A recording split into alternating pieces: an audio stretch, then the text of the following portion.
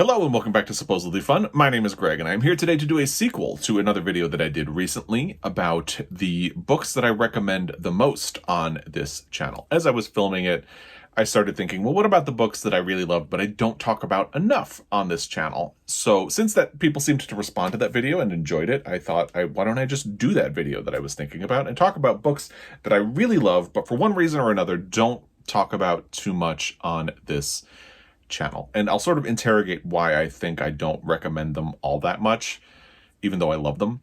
So I have 10 books that I really love but don't talk about or have only gotten 1, 2, maybe 3 mentions on this channel over the years. And then I'll talk about 4 books that I feel like I need to reread. And I think that's the thing that's holding me back from talking about them more.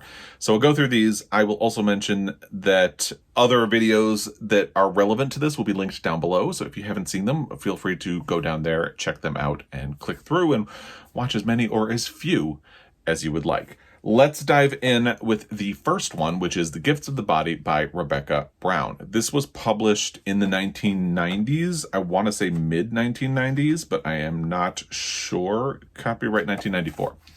So Rebecca Brown, and I don't know if she's still alive or not. I believe she was at the time I read this, which was after I started this BookTube channel. So I'm going to talk about her as if she's alive, because I really hope she still is, but she has kept a very low profile. So I read this after I started my BookTube channel. I think the first year that I had it. It was before I started doing Friday Reads. So I mentioned it in what I was doing back then, which was instead of doing a Friday Reads, I would sort of cluster things that I had been reading recently into a video. So I would have sort of 3 or 4, maybe even 5 book reviews in one video. And this was in that time. I believe it was one of my favorite reads of the year. So it probably appeared in one of those clustered book review videos. And then in my favorite of the year, I don't think I've mentioned it again since. And this is a short book, so if you need a recommendation for Shorty September, I got you. You might have a bit of a hard time tracking this down. I had to order a copy, and it existed in a warehouse somewhere, and it took a while to get. And that was about 4 years ago. So hopefully it does still exist in print out there. I actually randomly found a copy of this in a used bookstore called Aunt Bonnie's in Helena, Montana. You might go check it out. Although, warning, I told Chelsea from Montana Book Company about this book and told her that that copy was there at Aunt Bonnie's. So if you're able to go there, there's a chance Chelsea might have already snapped it up. Just fair warning. But anyway, I really loved this book. The reason I think I don't recommend this all that much is that I could see someone reading this and not having the very profound reaction to it that I had. So Rebecca Brown is a lesbian who worked as a home hospice worker or caregiver for people who were dying of AIDS. And the protagonist of this book is a lesbian who is a hospice provider for people dying of AIDS. In the beginning of the book, and again, this is a very short book. I want to say it's definitely under 200 pages. It's 163 pages. So in the beginning of the book, the character is very clinical, very detached from everything going on around her. I think what you realize over time is that this is a sort of defense mechanism. She's only able to do her job if she keeps from getting attached to the people she is caring for. Because if she gets attached for them, she'll start to grieve. If she starts to grieve, she can't care for the rest of the people who are just continuing to come looking for care. Each chapter is named for a gift of the body. So you have the gift of tears, then you have the gift of skin, the gift of hunger, the gift of mobility. And these are, of course, all things that her patients are losing or are being affected as she cares for them. So the walls start to crumble, and I think it has a really powerful examination of what it is to care for other people in this capacity. This is definitely a book that made me really respect and appreciate the work of hospice providers a great deal. The amount of pain that you have to just absorb into your body and continue to live with over time is a lot. I could not do that. And this book really deals with the ramifications of that grief sort of crashing down on someone. But because it is so clinical and detached, I think you have to sort of get over a hump with this book. And I can see a lot of people not really giving the time or the patience to it, or just maybe they don't have the reaction to it that I did. So I think that's why I don't tend to talk about this book on my channel, but it is absolutely fantastic and I love it. And I hope that it is still in print, and I hope that people would give it a chance and help keep it in print. So there you go. That's the first one. That is The Gifts of the Body by Rebecca Brown. Then we have My Brilliant Friend by Elena Ferrante, which is the first book in the Neapolitan series. This has been a very popular book. I think that is one reason I haven't mentioned this too much, is that it feels like this book doesn't need attention, certainly not as much as The Gifts of the Body, which me and Sean the Book Maniac are the only people on BookTube talking about The Gifts of the Body. Lots of people are talking about the Neapolitan novels. So that's part of why I don't think I recommend it enough or as much as it's worth. The other part is that for whatever reason, I haven't continued with the series. I haven't read the other books. And I feel like I need to do that at some point. You know that thing where you've read the first chapter, but you feel like, oh, but I can't really talk about it until I've read the whole thing. Well, I've never read the whole thing. And I think I read this also in my first year on BookTube. And I don't really know why I haven't continued with it. The other thing is that I feel like as much as I like this book, I could also see how someone would read this and be very bored, because it is very slow moving in a lot of ways. And the thing is, part of what makes it slow moving is part of the thing that makes it so interesting to me. And I don't really know why time has gotten away from me and I haven't read the other books in the series, because I loved this one.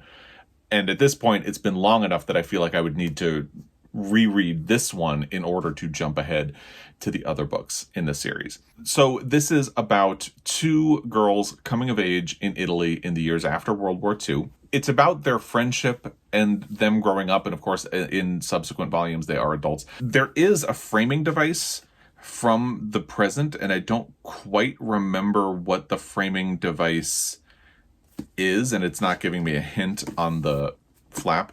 So you see them growing up, how their friendship evolves and changes over time. But what's really tied into this is a sociological study of Italy after World War II.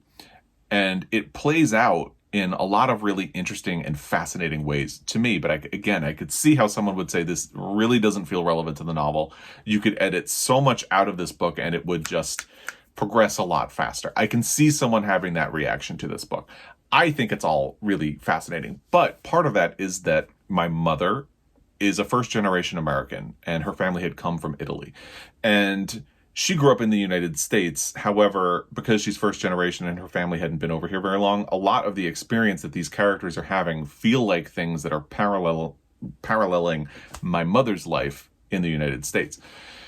And my mother's family was here in the United States before World War II, so they didn't have to deal with the fallout. But one of the things that these girls and other children their age are sort of grappling with is an understanding of what their parents were doing during World War II, and a realization that some of their parents weren't necessarily on the side of good. If you remember, you've read a book, I don't want to get bogged down in history.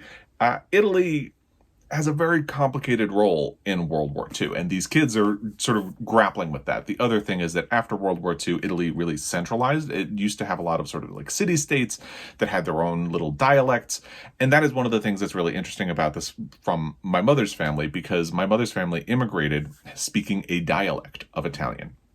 That dialect no longer exists. So when people from my mother's family would come back to visit, there was a language barrier between my mother and the members of her family who still spoke Italian and the people who were actually coming over from Italy, because they spoke similar but very different languages. And this book really deals with the process of centralizing the Italian language, because you have people who you use Italian in school and people who speak dialect are looked down at. The kids sort of make fun of other kids who only speak dialect. And I just think that's really interesting. So I think part of the reason I haven't recommended this is that I haven't finished the series. part of it is that I could see someone finding this book slow moving and boring and say, I can like really hear somebody saying there's so much sociology in here that you could just really cut out. However, the sociology to me is actually what makes it really interesting. So it's sort of a twofold thing. However, I think it's a really fantastic book. I do still want to finish the series. Again, at this point, I just feel like I would have to go back to the beginning because, again, I don't even really remember what the framing device is. It's been a couple of years, but I love this book and I would recommend it to you. I just apparently haven't really done that very much. Then we have a book that I know I have recommended, not all that much. It's A Manual for Cleaning Women by Lucia Berlin. This is actually one of my favorite short story collections. However, I think the thing that makes me not recommend it all that much is that it's not a starter short story collection. And I know a lot of people don't like short story collections. So I feel like if you are one of those people, there are other short story collections you should start with first. These can be a little bit quirky, a little bit weird. There is a story that involves scuba sex. Yes, that is the thing that happens in one of these stories. I think they are fantastic. These were collected after Lucia Berlin died, and I discovered it because the New York Times Book Review named it one of its 10 best books of the year when they were collected and put together. It's a really fascinating collection, really beautifully written. I think even in the first chapter, possibly even on the first page, there is just a description that has sort of stuck in my head, and I want to see if it is there on the first page. Yes, it is. It's the opening line of the first story in the collection, which is Angel's Laundromat. A tall old Indian in faded Levi's and a fine Zuni belt, his hair white and long, knotted with raspberry yarn at his neck. The strange thing was that for a year or so, we were always at Angel's at the same time, but not at the same times. I mean, some days I'd go at 7 on a Monday or maybe at 6:30 on a Friday evening, and he would already be there. That description, especially the knotted with raspberry yarn at his neck, I love it. It's a detail that has just been in my brain ever since I read it. As I said, I don't think this is a story collection that is going to be for everyone. However, I love it, and I think that's why I don't mention it as much as, say, Jhumpa Lahiri's Interpreter of Maladies, which is a much more accessible book of short stories for a lot of people, especially if you are someone who is not a big short story reader. So that is A Manual for Cleaning Women by Lucia Berlin. Selected stories, really a fantastic book. Then we have The Lover's Dictionary by David Levithan. This is a really fascinating book, and I really love it. I also love Two Boys Kissing, which is another book that I don't mention a whole lot on this channel, but between the two, I selected this one to talk about here. This is a slim novel. Again, it's pretty short. Let's see how many pages it is. It is 207 pages. And it is the story of a relationship told through entries in a dictionary. So each dictionary entry is not like a definition. It tells a piece of the story that sort of involves that word. So by the end, you have an understanding of this relationship, what it means and how it feels to be part of it. For example, let's open randomly. Corrode. I spent all this time building a relationship. Then one night I left the window open and it started to rust. So you see how the idea of corrosion plays into that entry, but it's not a strict dictionary definition of it. Then you have idea. I'm quitting, you say. I can't believe how wasted I was. This time I'm really going to do it. And I tell you I'll help. It's almost a script at this point. And again, it's not a dictionary definition of idea, but somebody has an idea. Hey, I'm going to quit drinking. And the other person is clearly a little suspicious about whether or not they're going to follow through with it. It's a really interesting and profound book. I don't really know why I don't recommend this one all that much. I remember I looked at it when I did my video about the best short novels or novellas, which I will link down below. But because it's over 200 pages, it didn't fit. So I think even when I think about including it in a video, for some reason it ends up getting bumped, like being over the page limit that I set myself for that video. But it's a really great and interesting book. And I haven't heard too many people talk about it either. So The Lover's Dictionary, a novel by David Levithan. Then The Woman in the Dunes by Kobo. This is translated. Let me see if I can find the name of the translator. It is translated from the Japanese by E. Dale Saunders. And it has drawings. There you go. I did mention this book recently on my channel in a video I did about summer reading recommendations for adults. It was featured in that because I actually read this, not during the summer, but when I was on vacation. I was with a friend and we went sailing in the Caribbean. And this was actually a really great book to read during that experience, which is why it ended up in that video. And I don't really know why I don't talk about this book all that much on this channel, because I really like it, and I think a lot of other people on BookTube would as well. Maybe there's a part of me that doesn't feel smart enough to talk about this book because I can't quite explain what's happening to the protagonist. He ends up in a pit with a woman surrounded by sand and they can't get out. But it's a really beautifully written book and I love it, so I would recommend it. I just feel like I'm not smart enough to have an intelligent conversation about everything that it's doing, and that's why it is not something that I recommend as much as I should, because it's really a fantastic book, I think. Next, we have Where I'm Calling From. This is a story collection by Raymond Carver. I believe it collects previously published works from books like, here it is, Cathedral, What We Talk About When We Talk About Love, and earlier volumes into one. I believe this was a finalist for the Pulitzer Prize the year that it was released, and I don't remember what beat it, but I feel like you could make a solid case for this book to win, especially in that era, when it was not unheard of for a publisher to collect previously published stories by a story writer, and for that to win a Pulitzer Prize for fiction. You had Gene Stafford, Catherine Ann Porter, John Cheever, there might be somebody I'm forgetting, but John Cheever was not even that long before this one was released. I really love these stories. I don't mention it all that much because the topics in here are a little difficult, because Where I'm Calling From is a rehab. That is a story about someone who is in rehab. So these deal with alcoholism, addiction. They also really do center on a more traditional view of what used to be published. This kind of harkens back to the days when white males dominated the publishing field. They still do, for the record, but we've made a lot of strides away from that. This kind of harkens back to the days when that was the point of view that you got pretty relentlessly coming out of publishing. Now there are a lot more avenues to get away from that. And they definitely center male skewing, middle class to upper middle class to wealthy white men who are dealing with sort of substance abuse. But these are beautiful stories. They can be a little difficult because of the subject matter, but I think part of why I don't talk about this is that this does feel like the old publishing world. We're not here anymore, and that's kind of a good thing. However, these are still really great stories. Part of me wants to reread these. I think that's the other reason that I don't mention them all that much, because I feel like I read them when I was in my early 20s. I would want to reread them now just to see how they hold up and if they continue to land with me the way they did the first time I read them when, again, I was in my early 20s. They are really great stories. As I said, this cover of this edition that I have is a little creepy because I don't know if you can see without the light reflecting too much, but the whites of his eyes are really white, and they almost seem to follow you when you walk around. So I briefly had this book faced out in my library when we redesigned things to add more space, and it immediately started to creep me out, and I had to put it so just the spine is what stares out. But it's a great book.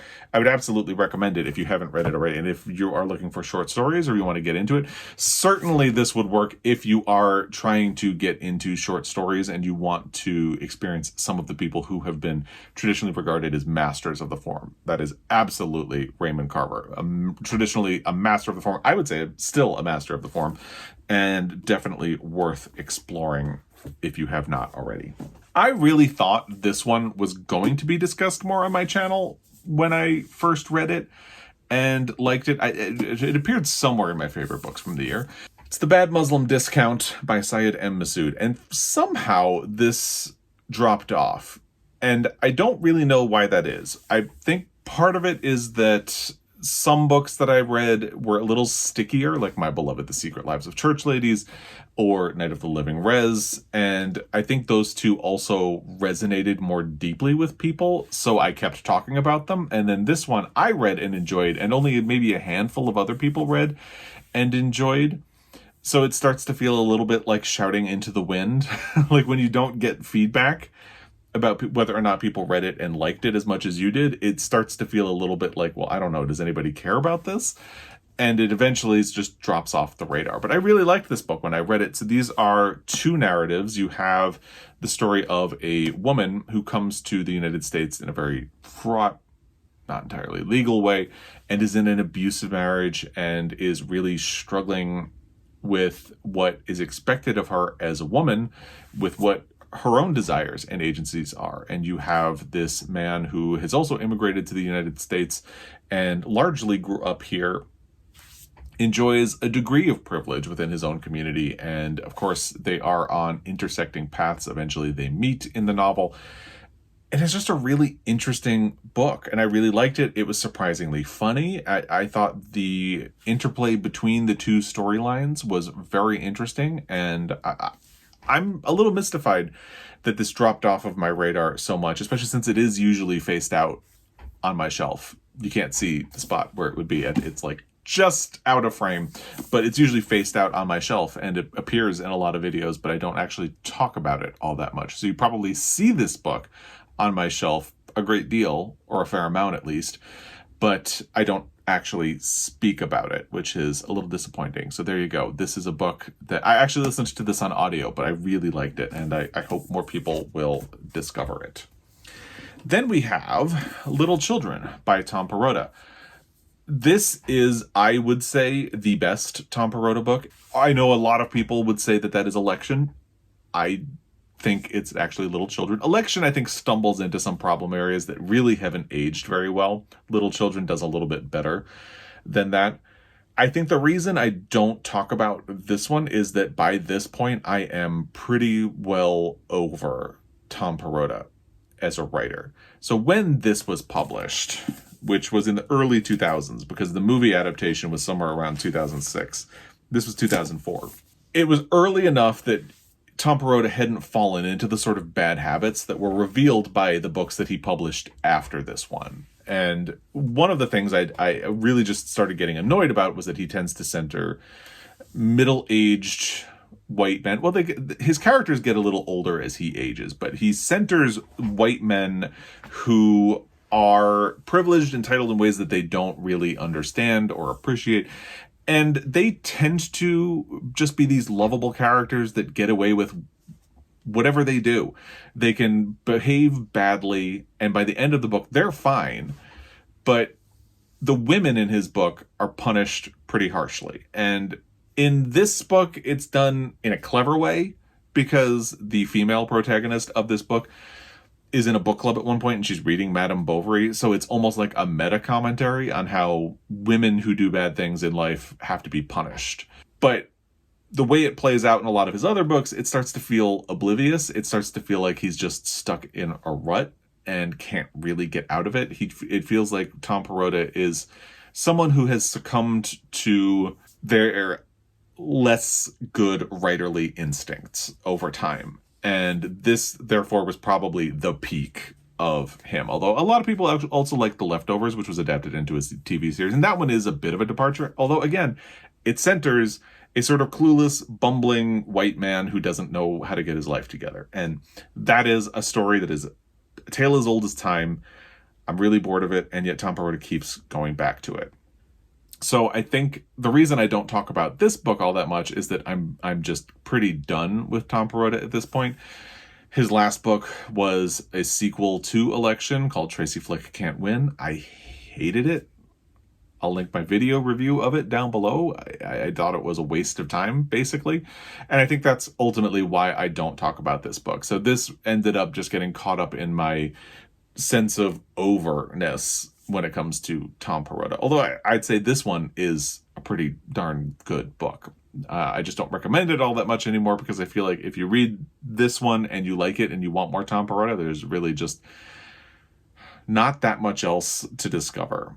so I tend to leave it alone. The next one, I think there's a pretty clear reason or understandable reason why I haven't talked about it all that much. It's The Power of the Dog by Thomas Savage. This was my favorite read of the year in which I read it, which was very surprising to me because I read a lot of really good books that year. And I think I only really sat down and digested how much I had liked this book when I put together my book versus movie comparison of it, which I will also link down below. The movie's good. The book is fantastic. The book has so much more than what you see in the movie, and things play out a little bit differently. And again, if you've seen the movie or want the comparison, I'll link it down below.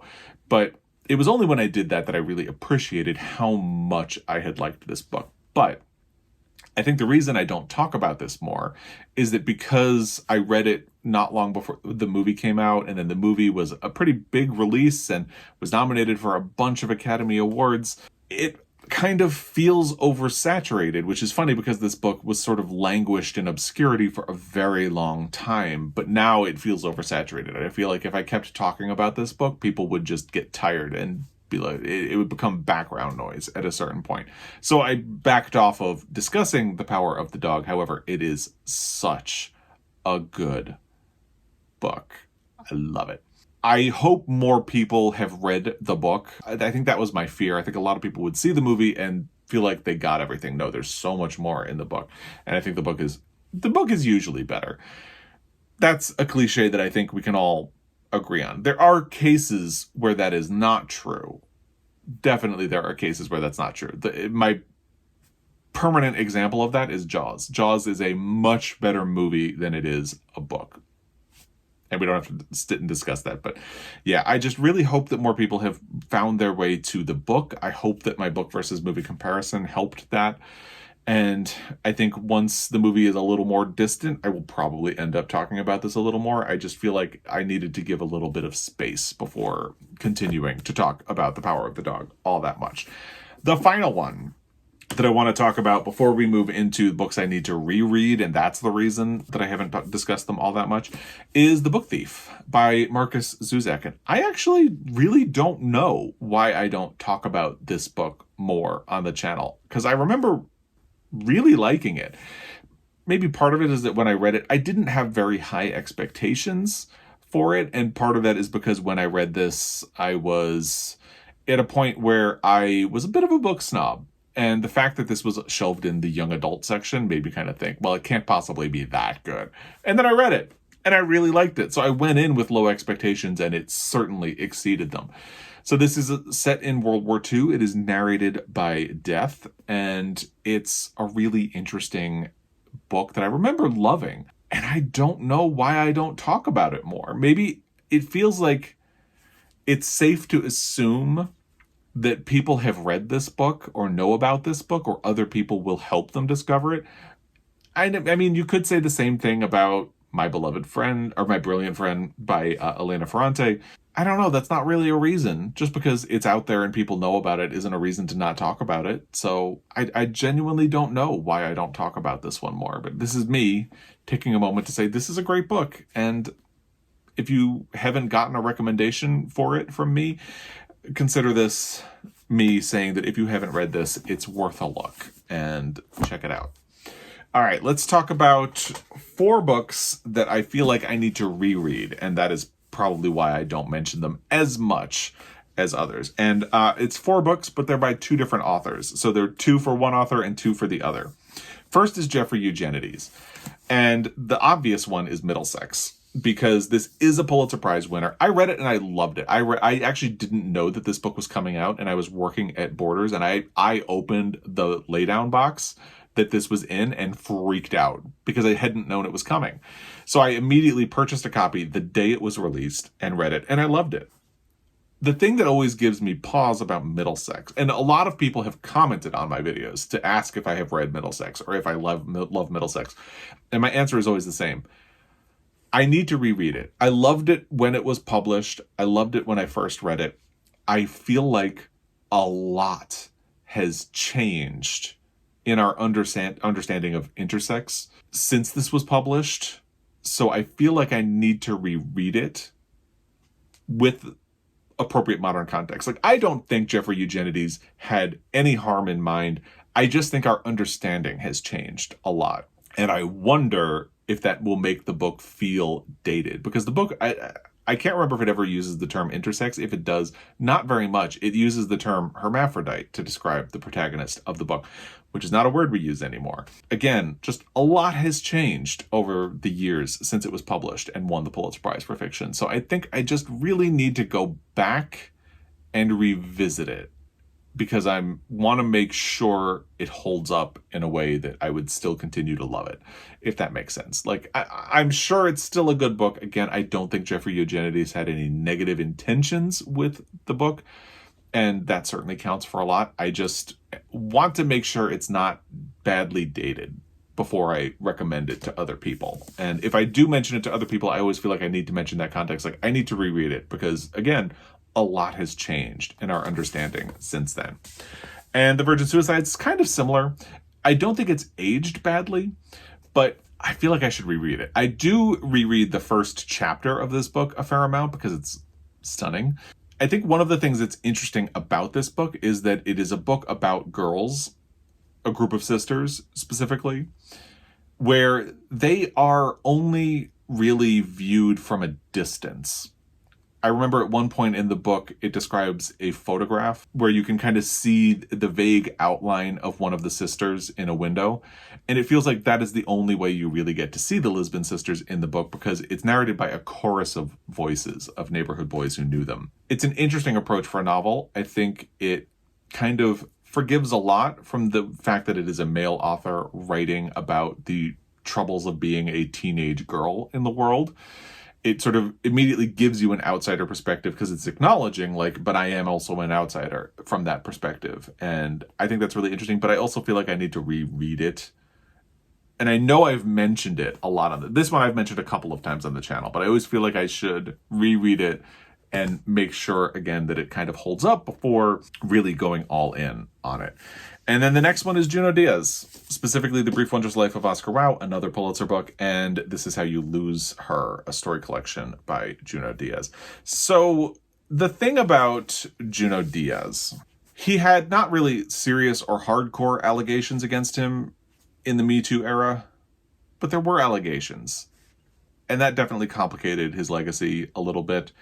I think when his books were first published, there was there were a chorus of women who had read the books and rightly pointed out that some of the male characters in these books really don't treat women very well, and pointed out Junior, who is a character who pops up in both of these books, is sort of a stand-in for Junot Díaz, and he is actually the worst perpetrator of the way women are treated in these books. And I actually went to an author event the day This Is How You Lose Her was released, and a woman got up and asked about the representation of women in Junot Díaz.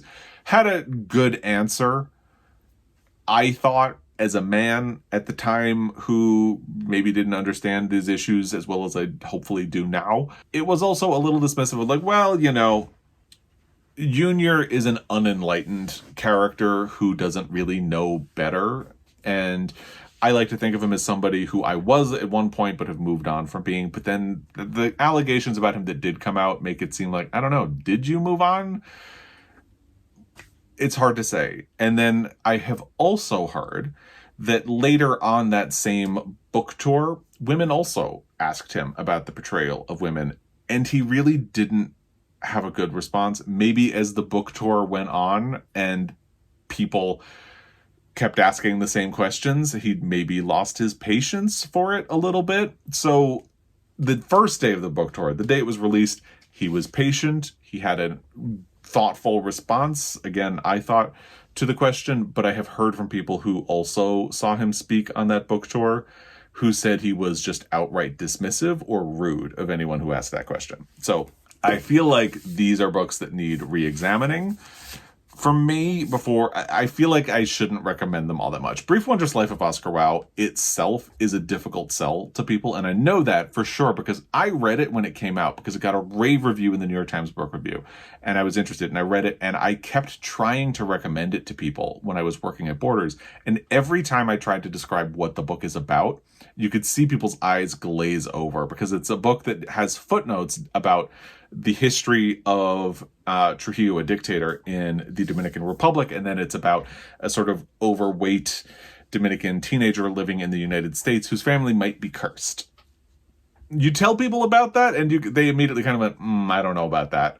And then it won the Pulitzer Prize, and suddenly people were reading it. And so I know that this book is a tough sell anyway. So I think that's also a reason I don't mention these all that much.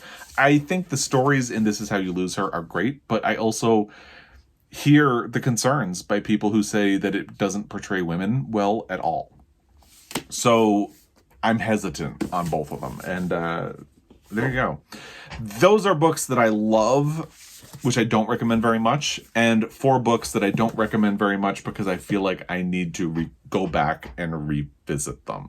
I'd love to hear your thoughts if you have read any of these, if there are books that you hesitate to recommend to people, or just love but don't talk about as much as you feel like you would or should. Let me know all of that in the comment section down below. As always, I really appreciate your time, and I will be back. Until next time, happy reading.